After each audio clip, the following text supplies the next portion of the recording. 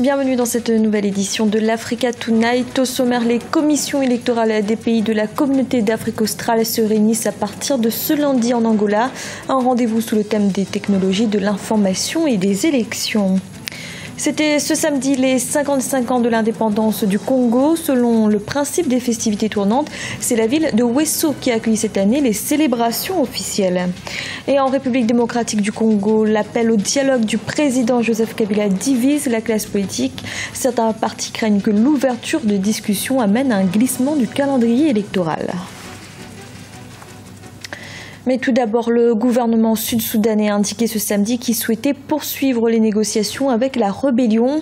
En revanche, le président Salva Kiir ne devrait pas participer directement à ces pourparlers. Pour rappel, l'IGAD, l'autorité intergouvernementale pour le développement regroupant 8 pays est-africains, a donné aux belligérants jusqu'au 17 août pour trouver un accord. Le forum de la communauté d'Afrique australe aura lieu à Luanda en Angola du 17 au 19 août. Thème retenu pour cette 17e édition, les technologies de l'information et la gestion des élections.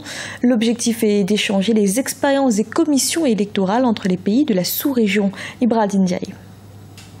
La 17e conférence annuelle du Forum de la SADC, la communauté de développement d'Afrique australe, des commissions électorales aura lieu à Luanda, en Angola, du 17 au 19 août 2015. Le thème de cette année porte sur les technologies de l'information et la gestion des élections. Cette conférence qu'organise la communauté de développement de l'Afrique australe, la SADC, tient à point nommé, d'autant qu'un certain nombre des pays membres de la SADC sont entrés déjà dans le processus électoral et d'autres le seront pour l'année prochaine et l'année d'après, la RD Congo, le Rwanda en particulier, Congo, Brazzaville, etc. Donc il y a toute une série d'États qui sont en cours des élections. La rencontre devrait permettre aux acteurs de cette conférence de partager leurs expériences sur les différents processus électoraux dans leurs pays respectifs.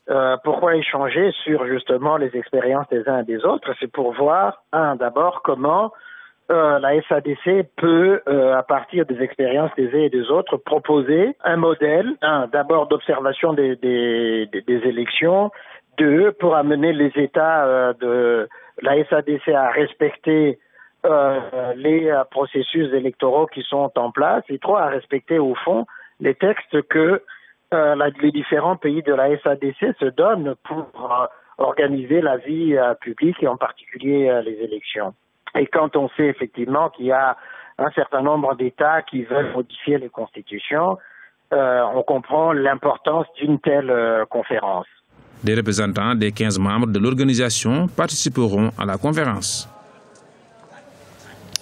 Le Congo a célébré ce samedi les 55 ans de son accession à l'indépendance. Cette année, la cérémonie officielle avait lieu dans la ville de Wesso. Depuis 10 ans, les festivités sont organisées dans des communes différentes afin d'assurer à ces localités un développement accéléré. Un reportage de nos envoyés spéciaux Serge Kofi et Narcy Doumbé. Un défilé militaire pour commémorer le 55e anniversaire de l'indépendance du Congo. Les officiels congolais, les chefs d'État invités et la foule se sont donné rendez-vous dans l'unité ce samedi dans la ville de Wesso, capitale du département de la Sangha. Je crois que c'est une occasion où le peuple se rencontre avec le peuple et ça a permis en quelque sorte de brasser les fils et les filles de tous les 10 départements que compte le Congo.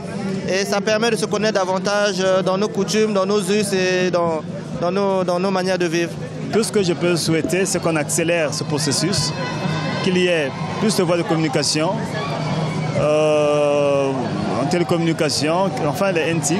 Depuis 10 ans, les célébrations de la fête de l'indépendance se font de manière rotative dans les départements du pays et ont pour but de mettre en place une municipalisation accélérée. Une politique de développement qui consiste à doter les villes hôtes des festivités de l'indépendance d'infrastructures modernes. Ici à Wesso, le gouvernement congolais a annoncé un montant de 400 milliards de francs CFA pour moderniser les infrastructures de cette région située dans le nord du pays. L'arrière-pays était un peu une zone oubliée.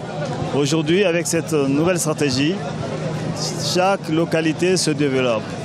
On voit des constructions nouvelles, on voit des gens qui viennent s'installer, des usines s'installer. En tout cas, il fallait commencer ça plus tôt. La politique de municipalisation accélérée a été lancée en 2004. Elle est couplée avec la fête de l'indépendance du Congo. Lorsqu'elle accueillera l'année prochaine les festivités du 56e anniversaire de l'accession à l'indépendance du pays, la ville de Madingu, chef-lieu du département de la Bouenza, sera la dernière étape de la politique de municipalisation accélérée.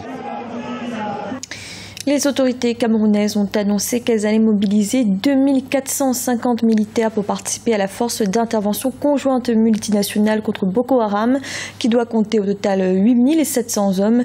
L'annonce a été faite ce vendredi par le ministère de la Défense. Pour rappel, le Cameroun est depuis 2 ans la cible régulière d'attaque du groupe terroriste. En République démocratique du Congo, l'appel au dialogue du président Joseph Kabila continue de diviser la classe politique.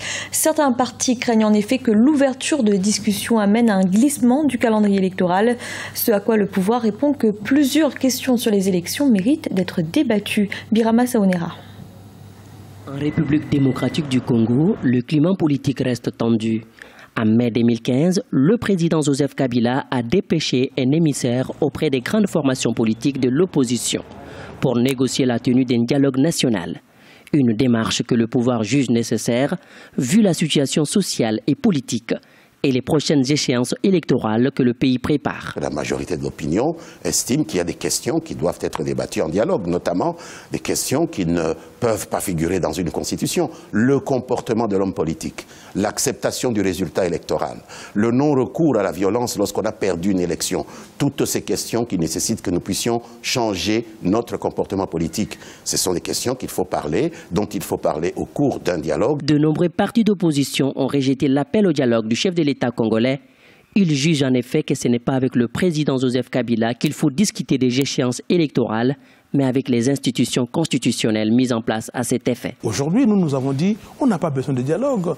Pourquoi? Nous avons besoin d'aller aux élections. Il faut préparer les élections. Les questions que M. Kabila met sur la table, budget pour les élections, enrôlement des électeurs, sécurisation des élections, ce ne sont pas des sujets qui méritent un dialogue avec lui. Cette divergence de points de vue sur la participation ou non à ces dialogues politiques initiés par le pouvoir en place crée une énième crise qui secoue et divise la classe politique congolaise.